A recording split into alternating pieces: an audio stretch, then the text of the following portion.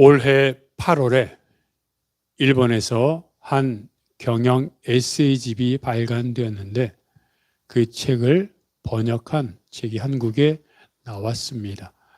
그 저자를 뭘로 표현했냐면 절대 퇴사맨, 나는 무조건 퇴사할 거야 라는 그런 목적을 갖고 10년 동안 10억 원을 모은 일본의 한 회사원의 이야기입니다. 이 사람은 자기가 10년 동안 10억 원을 모아서 46세 10억 원을 모은 사람이 되었는데 자기가 경험한 노하우, 어떻게 돈을 모았는지를 에세이집으로 올해 8월에 출간을 했습니다. 특출난 것도 없었고 좋은 학벌을 가진 것도 아니고 스펙도 없고, 근데 이 사람이 취업할 때가 정말로 취업이 어려운 때였습니다.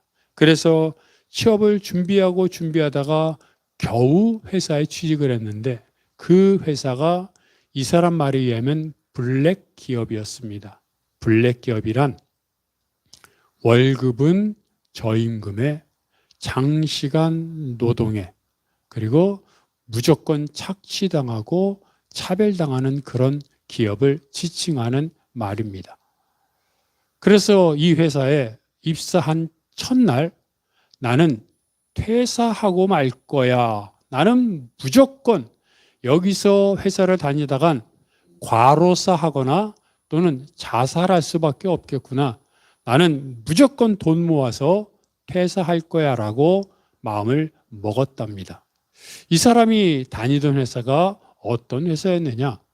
아침 8시 반부터 오후 5시까지 근무 시간이 정해져 있는데 그건 말뿐이었고 이 사람은 7시 반에 출근하여 모든 직원들의 책상을 닦고 그들이 마실 차를 준비했습니다. 5시가 됐는데 아무도 자리에서 일어나지 않습니다. 저녁 9시가 되니까 그제서야 사원들이 주섬주섬 한두 명씩 일어나더니 새벽 2시가 되어서야 모두 퇴근하는 회사. 왜요? 일이 그만큼 많으니까. 그렇다고 야근 수당이 있느냐? 당연히 없지요. 회식을 합니다. 회식을 하는데 조금 일찍 끝나면 다시 회사로 돌아와 저녁 9시, 10시까지 근무하다가 퇴사해야 됩니다. 퇴근해야 합니다. 이런 회사에서 다니고 직장 상사로부터는 모욕적인 말을 수없이 들으면서 나는 퇴사할 거야. 퇴사할 거야. 계속 되뇌었습니다. 이 사람이 어떻게 돈을 모았느냐? 비결을 말하는데 기숙사에서, 회사 기숙사에서 살았습니다. 거의 무료였는데 그렇다고 기숙사가 좋았느냐? 화장실, 세면대, 욕실 모두 공용이었고 가전제품 하나도 없었고 방에는 침대와 컴퓨터 하나뿐이었습니다. 하지만 이 사람은 거의 12시가 되어 퇴근해서 곧바로 출근하니까 잠만 자면 됐고 잠만 자는 데는 뭐 다른 것 무슨 필요가 있습니까? 그냥 침대만 있으면 되니까 거의 공짜로 회사 기숙사에서 생활했습니다. 아침 안 먹었고 점심 회사에서 주는 밥 먹었고 저녁은 어떻게 먹었냐면 김, 계란말이, 된장국 최소한의 식사였습니다. 그런데 이 사람 말하기를 이랬더니 오히려 저지방 고단백 음식이 되어 건강해지더라 라고 긍정적으로 말합니다. 친구들 만나면 돈 쓰니까 안 만납니다. 이렇게 10년 동안 생활하는데 정말 힘들었는데 처음 1억 원을 모은 통장을 보니까 그때부터 기쁨이 생겼습니다. 그리고 이제는 10억 원을 모으고 나니까 이미 생활이 익숙해져서 아무런 불편함도 느끼지 못하고 언제든지 퇴사할 수 있으니 그전에는 돈을 모아 퇴사하려고 했는데 이제는 돈을 모았으니 돈을 더 모으면 모을수록 좋은 것이니 힘들 때마다 통장을 볼 때마다 10억 원, 이제 10억 100만 원, 10억, 1000만 원 이렇게 늘어나는 모습을 보면서 행복하고 기쁘고 삶의 활력소가 된다고 이야기를 합니다. 그러면서 이 사람은 마지막으로 책의 마지막에서 이렇게 말을 합니다. 월요일마다 아침이 두려운 월급쟁이여 꼭 저축하여라. 저축은 최고의 신경 안정제이다 라고 책을 마무리한다고 합니다. 10억 원 그것 모으는데 이 사람이 했던 것은 무엇이었습니까? 죽지 않을 만큼만 먹고 생활하고 나머지는 다 모으는 것이었습니다. 여러분, 10년 동안 이렇게 살 수 있겠습니까? 10년 동안 이렇게 살아서 10억 원 모으고 싶습니까? 나는 차라리 안 모으고 내가 지금처럼 살던 모습으로 살겠습니까? 친구도 안 만나고 오락생활 아무것도 안 하고 흔한 고기 한 번 안 먹고 김, 된장국, 계란말이 그리고 두부 가끔 이렇게 생활하는 삶이 무슨 의미가 있을까 싶기도 하지만 여기서 보여주는 것은 무엇입니까? 인내라고 하는 겁니다. 참는다고 하는 겁니다. 어떤 목표를 위해서 내가 다른 건 다 가지치기 하고 절제하는 겁니다. 이 사람은 중간에 이렇게 말합니다. 정말 빨리 나가서 죽고 싶다라는 생각을 자주 했다고 합니다. 돈을 모으는데도 살을 빼는데도 몸의 건강을 유지하는데도 그들 나름의 여러 가지 가지치기와 인내와 어려움이 있습니다. 그래서 인내는 쓰다. 그러나 그 열매는 달다라고 하는 격언이 있는 것처럼 맛있는 열매, 풍성한 삶을 누리기 위해서는 반드시 거쳐야 하는 것이 인내라고 하는 과정입니다. 성경은 예수님은 믿음의 사람들에게 풍성한 삶을 살 수 있도록 성경 곳곳에서 아니 성경 전체에서 우리들에게 계속해서 강조하시고 말씀하십니다. 오늘 본문에서도 우리들에게 풍성한 삶을 살 수 있는 비결을 계속해서 말씀하고 있는데 씨 뿌리는 비유를 해석한 오늘 본문에서 공통점이 무엇이냐면 모든 사람들이 말씀을 들었다는 겁니다. 모두가 말씀을 들었는데 이상하게도 그들의 삶의 결과는 천차만별입니다. 왜? 왜 모두 하나님의 말씀을 들었는데 그들의 삶의 결과가 이렇게도 달라졌을까? 그것에 대해서 예수님은 안타까워하시며 강조하시며 그러니 너희는 이렇게 말씀을 들어라 우리에게 말씀하고 있는 것입니다. 그래서 오늘 본문에서 길가와 같은 땅을 예수님은 뭐라고 말씀하십니까? 말씀을 들은 자이니라고 말합니다. 말씀을 들었습니다. 말씀의 자리에 있었습니다. 예배의 장소에 있었습니다. 그런데 그것뿐입니다. 말씀을 듣는 자리에 있었고 말씀이 들려졌으나 그 사람은 그 들려지는 말씀을 한 귀로 듣고 한 귀로 흘려 보냈기 때문입니다. 그래서 그 사람은 말씀을 들었지만 삶의 변화가 전혀 없었습니다.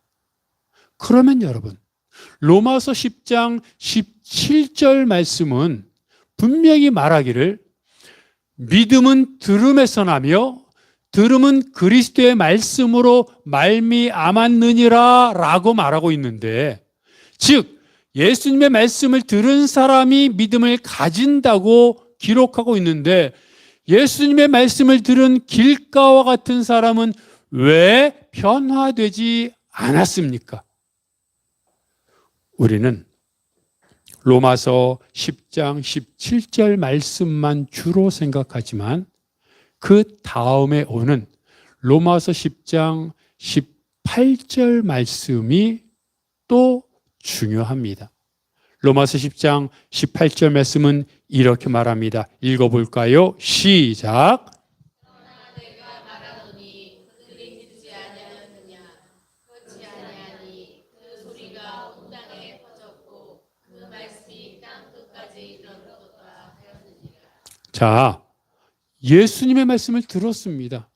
바리새인들은, 사두개인들은, 율법학자들은 예수님을 따라다니며 말씀을 들었습니다. 그런데 그 말씀을 들은 유대 지도자들은 오히려 예수님을 십자가에 못 박았습니다. 분명히 말씀을 들었는데 지금 읽은 것처럼 예수님의 말씀이, 하나님의 말씀이 온 땅에 퍼졌고 당연히 들었는데 왜 그들은 변화되지 않았습니까? 한 귀로 듣고 한 귀로 흘렸기 때문입니다. 즉 말씀을 들은 그들의 마음이 완악하고 거칠고 마음을 굳게 닫았기 때문에 아무리 말씀이 들려줘도 그냥 벽에 부딪혀 땅에 떨어지는 것처럼 그렇게 되었던 것입니다. 즉 말씀을 듣는 그 사람의 마음밭이 좋으면, 그 사람의 마음이 착하고 선하고 그리고 기경되어 있으면 말씀을 조금만 들어도 변화됩니다. 하지만 마음이 완악하면, 그리고 그의 삶이 온갖 욕심으로 가득 차 있으면 말씀을 아무리 들어도 변화되지 않습니다. 그래서 예수님은 길가, 여러분 생각해 보십시오. 길가의 속은 땅이 좋을지 모르나 길가의 바깥은 사람들이 하도 밟아서 딱딱하지 않습니까? 그 딱딱함을 뚫고 지나가야 되는데 사람들이 뚫고 지나갈 만큼의 말씀을 듣지 않고 그냥 넘어서기 때문에 그들은 절대로 열매를 맺을 수 없는 겁니다. 예수님이 씨 뿌리는 비유를 통해서 풍성한 열매를 맺게 하려고 하는 것은 사실은 길가보다는 그 다음부터 이어지는 말씀을 듣는 사람들입니다. 오늘 보면은 바위에 대해서 얘기합니다. 바위와 같은 사람은, 바위에 있는 그런 사람은 무엇이라고 말합니까? 말씀을 들을 때 기쁨으로 받았다고 말합니다. 귀가 열렸습니다. 말씀을 들었습니다. 눈물을 흘리며 회개했습니다. 감사함으로 하나님께 은혜를 고백했습니다. 그리고 주를 위해 살겠다고 결단했습니다. 그런 나의 모습을 보며 그래, 이제 나는 변화되었어. 주를 위해 살 거야 라고 생각했습니다. 그런데 조금 후에 보니 전혀 변화되어 있지 않습니다. 말씀을 듣고 회개하고 눈물을 흘리며 결단했던 모습 이전으로 돌아가 있습니다. 왜요? 오늘 성경은 분명히 말하기를 뿌리가 없기 때문이라고 말합니다. 바람이 불면 바람에 불려 쓰러지지 않게 중심을 잡아줄 뿌리가 있어야 됩니다. 햇볕이 강하게 내리쬐이면 그 햇빛이 내리쬐이더라도 뿌리를 통해 물이 공급됨으로 죽지 않도록 물을 흡수할 뿌리가 있어야 됩니다. 그런데 뿌리가 없으니 바람이 불면 쓰러집니다. 햇볕이 내리쬐면 말라 비틀어 죽습니다. 세상이 만만하지 않습니다. 내가 변화되었다고 그것을 알고 세상이, 사람들이 나에게 온순하게 대하거나 나를 선하게 대하지 않습니다. 세상은 여전히 악하고 세상은 여전히 자기 중심들, 자기 본의로 돌아가기 때문에 내가 아무리 결단하고 회개하고 은혜를 체험했어도 세상의 사람들은 기회만 주어지면 나의 이익을 낚아채려고 호시탐탐 노리고 있습니다. 이러한 상황 속에서 내가 믿음으로 살아가려면 그런 세상에서 버틸 수 있는 뿌리가 든든히 박혀 있어야 합니다. 그런데 그런 뿌리가 든든히 박혀 있어야 하는데 왜 뿌리가 박혀 있지 않습니까? 말씀을 듣지 않았기 때문입니다. 어렴풋이 기억나는 것은 어머니가 가져온 콩나물 시루에 콩이 있었고 그리고 저에게 물을 부으라고 해서 시간 나는 대로 물을 막 갖다 부었던 생각이 어렴풋이 납니다. 근데 참 신기한 것은 정말 처음에는 콩밖에 없었고 아무것도 없었는데 물을 부으라고 해서 부었고 또 시간 나면 붓고 그랬는데 나중에 보니까 콩에서 조금씩 자라더니 이만하게 콩나물이 자라더라는 겁니다. 얼마나 신기했는지 모릅니다. 여러분 그때 만약에 다른 사람이 없었고 경험이 없었다면 한두 번 물을 부었는데 콩이 그대로면 아 이건 잘못 쌓았구나 또는 물을 붓는다고 되는 게 아니구나 생각하고 중단했을 것입니다. 그러나 콩나물에 물을 부으면 콩나물이 자란다는 것을 이미 경험한 사람들이 있고 그 지식을 알고 있고 누군가 옆에서 계속 부으라고 했기 때문에 시키는 대로 했고 결과적으로 콩나물이 자랐던 겁니다. 처음에 말씀을 듣습니다. 처음에 말씀을 들었는데 또 들었는데 또 들었는데 삶이 변하지 않습니다. 여전히 세상의 가치관에 또는 물질 앞에 내 감정이 휘둘려서 화내고 분노하고 걱정하는 내 모습을 보면서 말씀을 읽었는데 변화되지 않네? 아무 소용이 없구나 라고 중단할 수 있습니다. 하천을 건너가려고 하는데 물 때문에 건너가지 못하니까 만약에 하천을 흙으로 다리를 놓는다고 생각해 봅시다. 다리라기보다는 뚝을 쌓는다고 생각해 봅시다. 어떻게 하면 됩니까? 물론 건축 공법적으로 토목 공법적으로 많은 것이 있지만 그런 거 떠나서 단순하게 졸졸 흐르는 개천에 하천에 흙으로 다리를 놓으려면 흙을 부으면 됩니다. 그렇죠? 흙이 무슨 강물처럼 큰 게 아니니까 개천에 하천에 물을 붓습니다. 삽을 떠서 근처에 있는 흙을 갖다 붓습니다. 또 갖다 붓습니다. 2번, 3번 같은 곳에 계속 붓죠. 근데 부으면 어떻게 됩니까?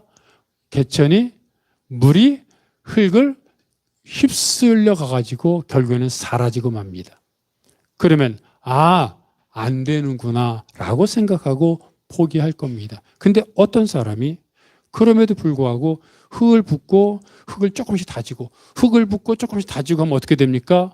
처음에는 다지더라도 휩쓸려 가지만 다지고 붓고 하다 보면 조금의 시간만 지나면 약간의 언덕, 약간의 흙이 다져집니다.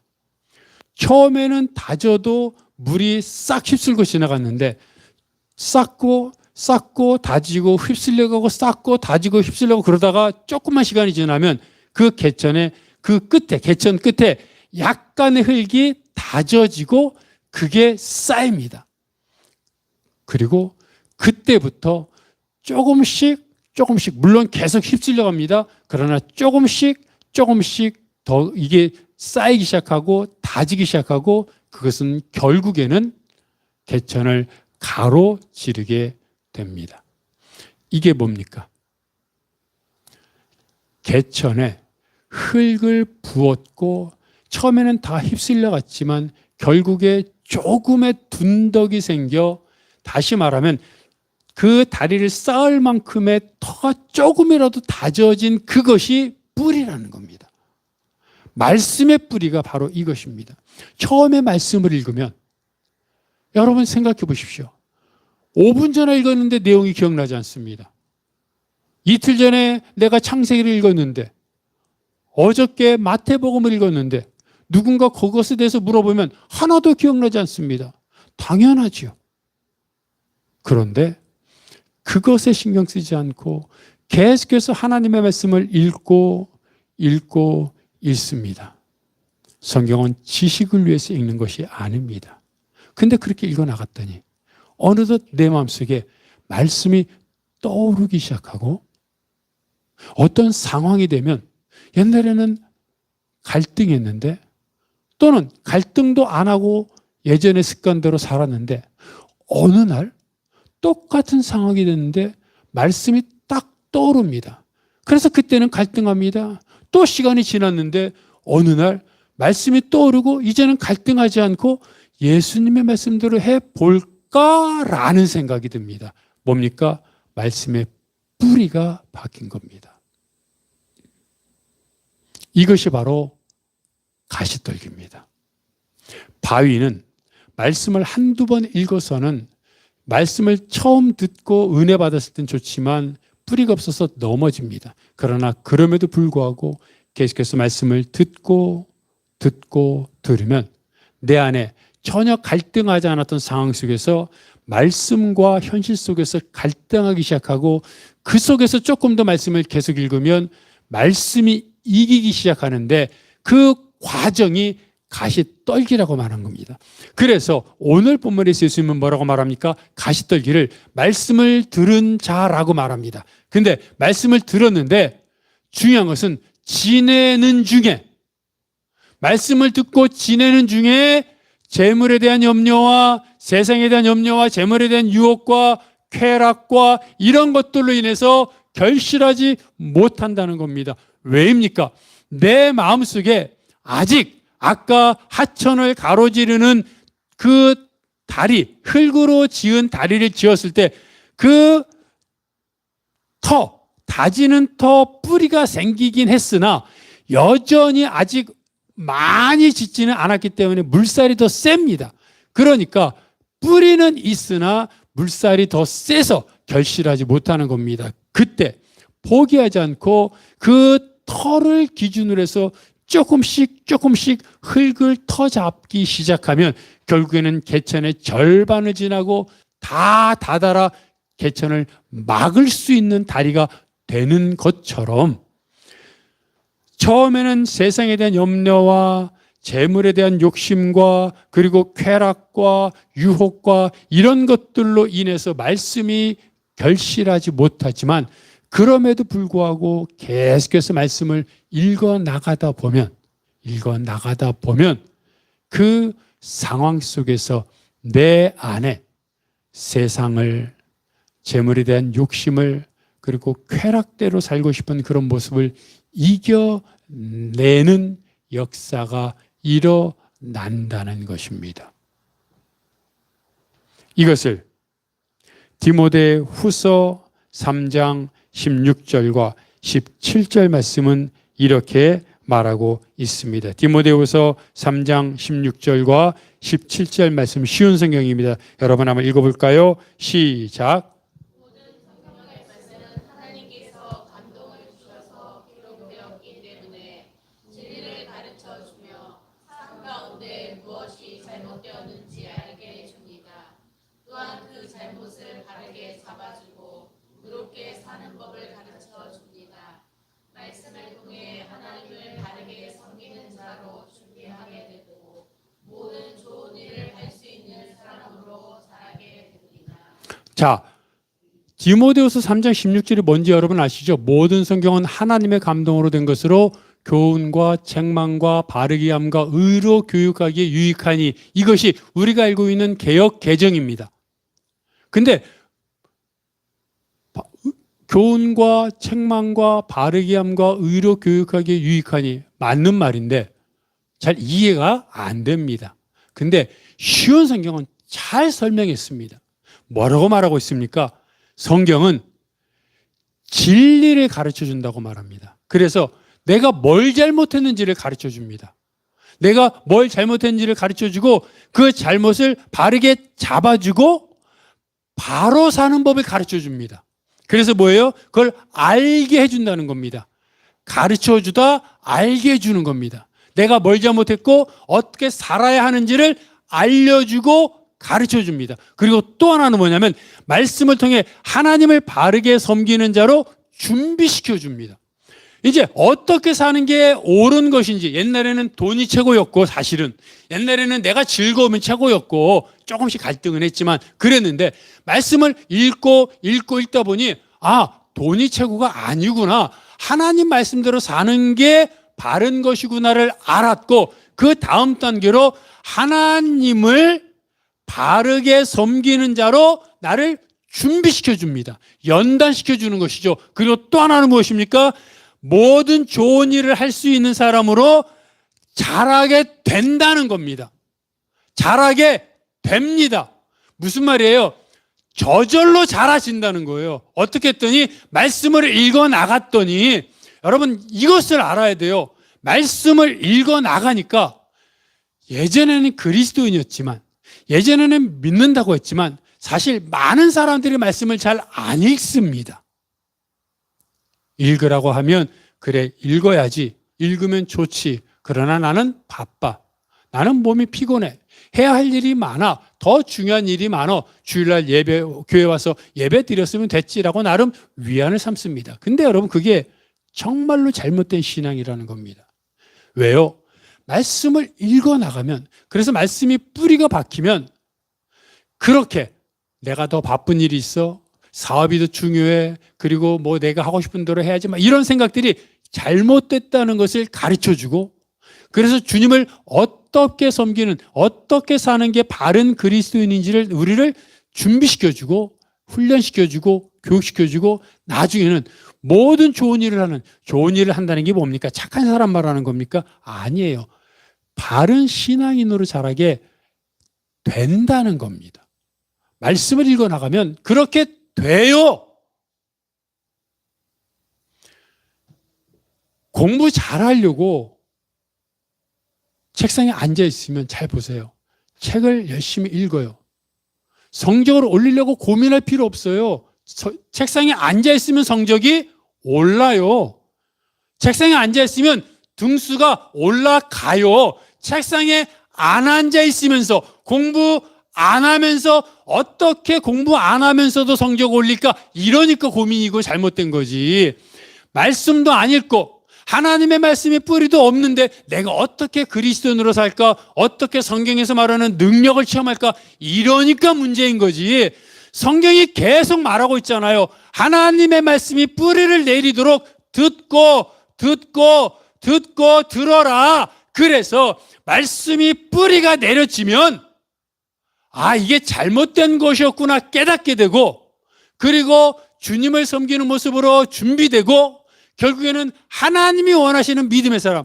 여러분, 우리가 정말로 원하는 것이 이 세상에서 떼부자 되는 거 아니잖아요.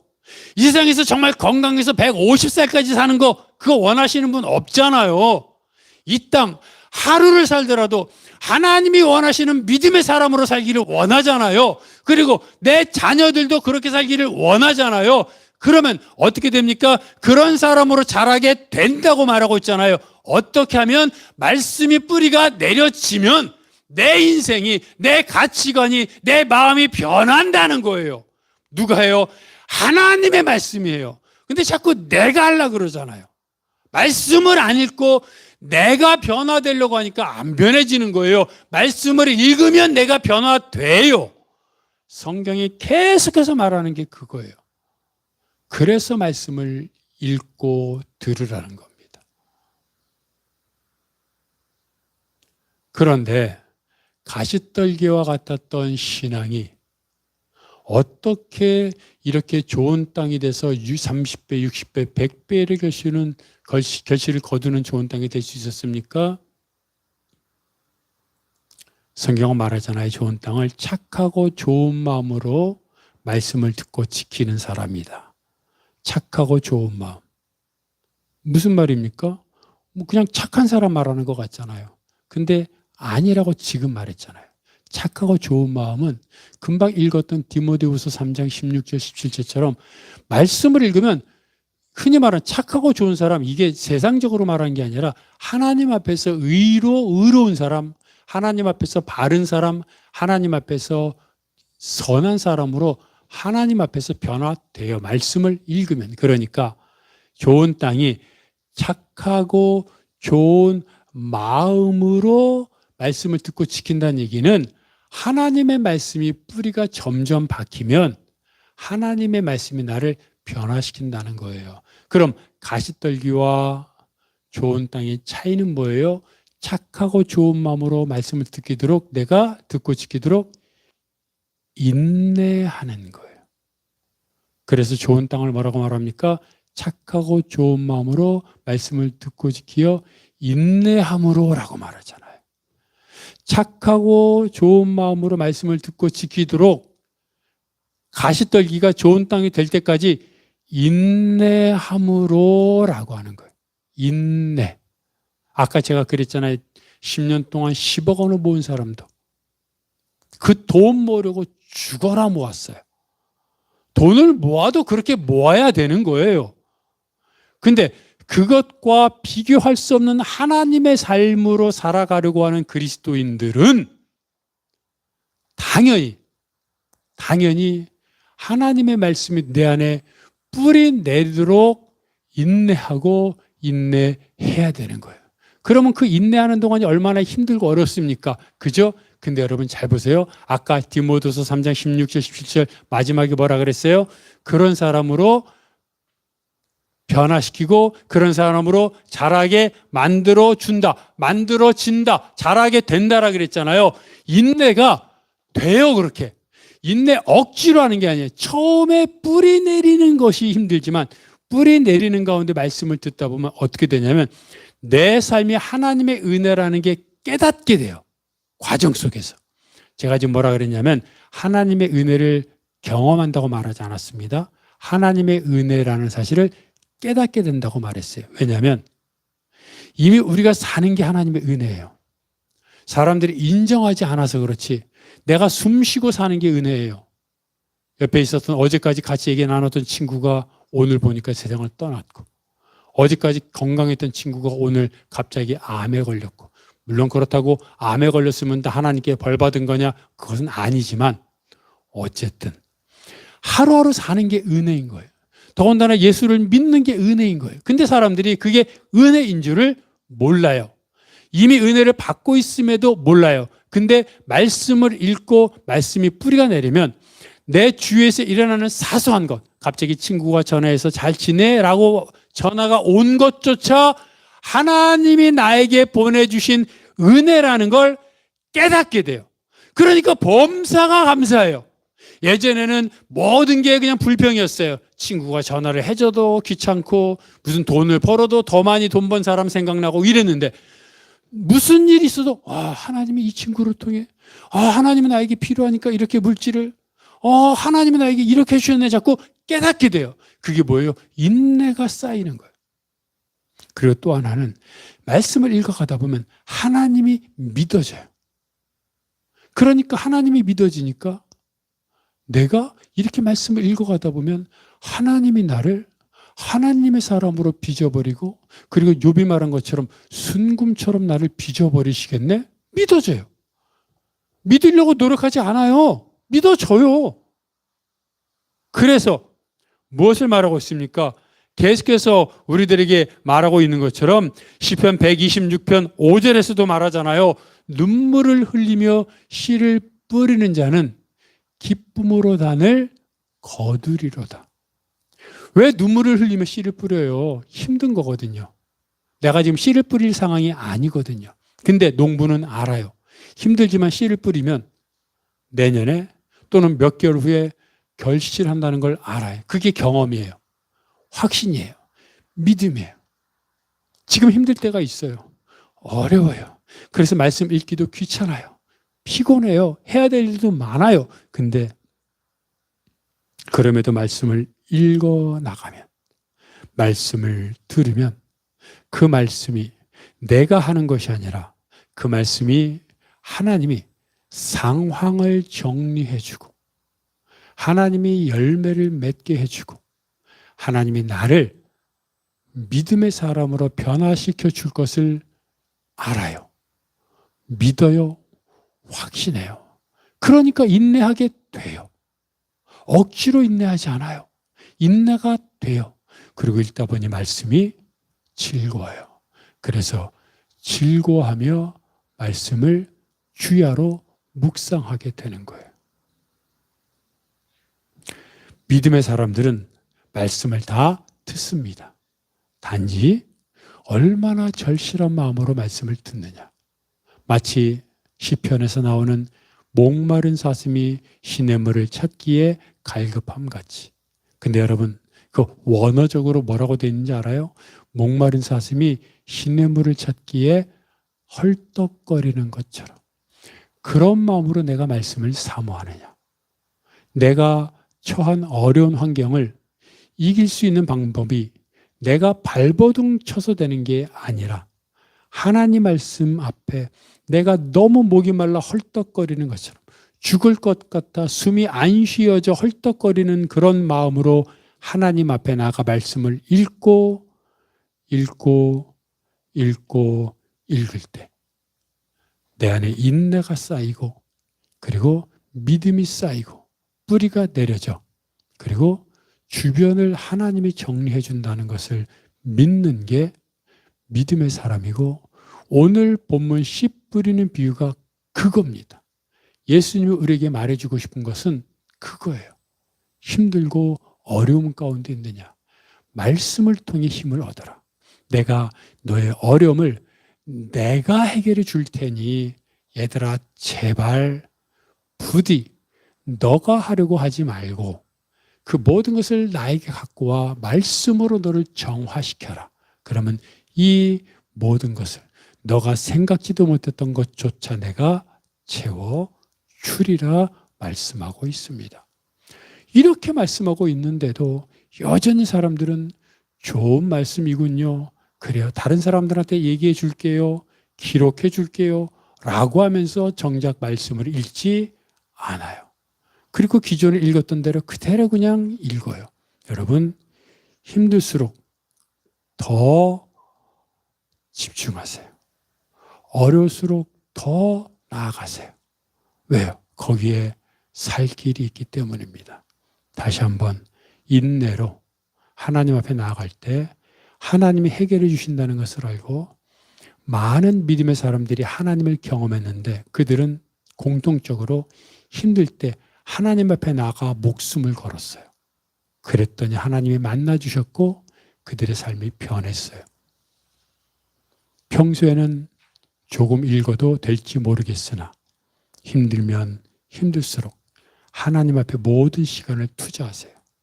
그때 하나님이 만나주시고 변화시켜 주신다는 사실을 깨닫고 다시 한번 하나님 앞에 나아가 정말 신앙인으로 껍데기뿐인 신앙인이 아닌 하나님을 누리는 그래서 얼굴과 얼굴을 마주하여 하나님을 대면하는 여러분이 되시기를 주님의 이름으로 축복합니다. 말씀을 기억하면서 다 함께 일어나셔서 주 보혈 날 정결케 하고 찬양합니다.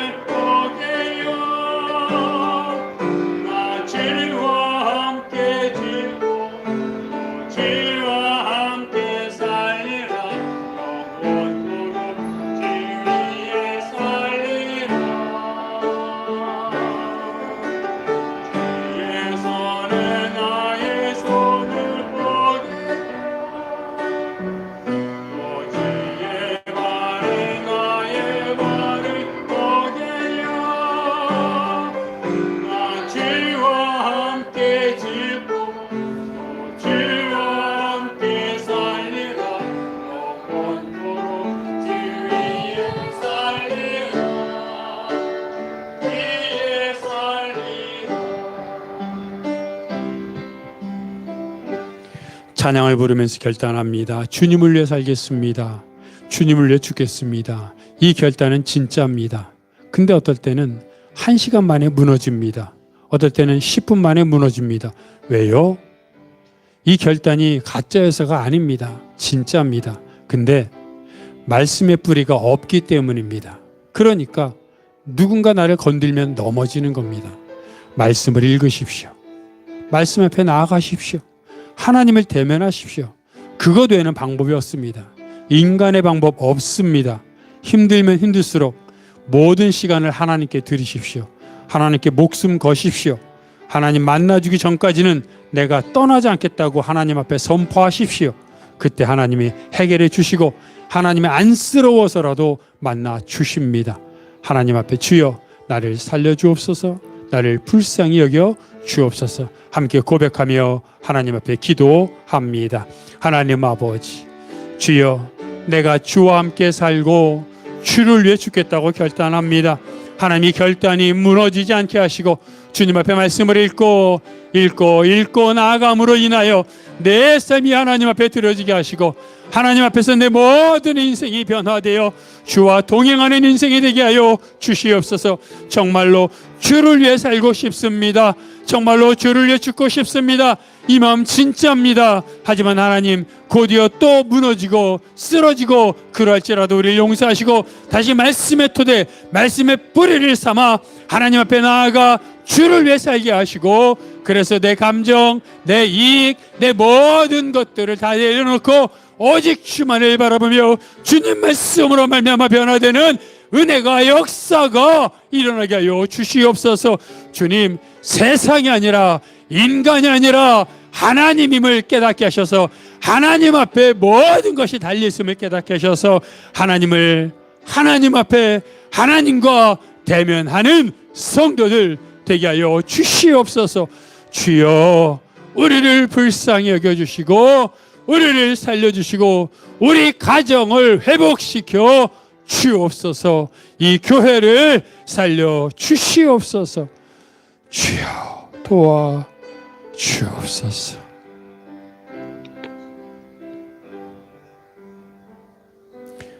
하나님, 모든 것이 하나님께 있음을 알면서도 실천하지 못했습니다. 주님, 하나님 앞에 나아가게 하시고 하나님 만날 때까지 떠나지 않게 하시고, 그래서 하나님 앞에서 사생 결단하여 하나님이 주시는 답을 깨닫고, 그래서 하나님을 만나고 나서 이 세상이 두렵지 않은, 그래서 모세처럼 온유할 수밖에 없는, 세상이 두렵지 않으니 화낼 일이 뭐가 있으며 세상이 걱정되지 않으니 내가 분낼 일이 뭐가 있겠습니까? 모세처럼 온유하며 겸손하여 하나님과 동행하여 이 땅에서 우리가 지나가는 흔적마다 그리스도를 아는 냄새가 풍겨지는 그런 인생 되게 하여 주시옵소서. 이 모든 것 예수 그리스도 이름으로 기도하오며, 이제는 우리 주 예수 그리스도의 은혜와 아버지 하나님의 사랑하심과 성령님의 교통하심이 하나님과 더불어 이 땅을 살며 말씀으로 토대를 쌓으며 뿌리를 내려 하나님 앞에 충성하는, 하나님과 동행하는, 하나님과 대면하는 인생을 살겠다고 결단하는 모든 성도들 머리 위에, 그들의 가정과 사역과 기도 제목 위에, 이 교회 이민족 온 세계 복음화 위에 영원토록 함께 하옵시기를 간절히 축원하옵나이다. 아멘.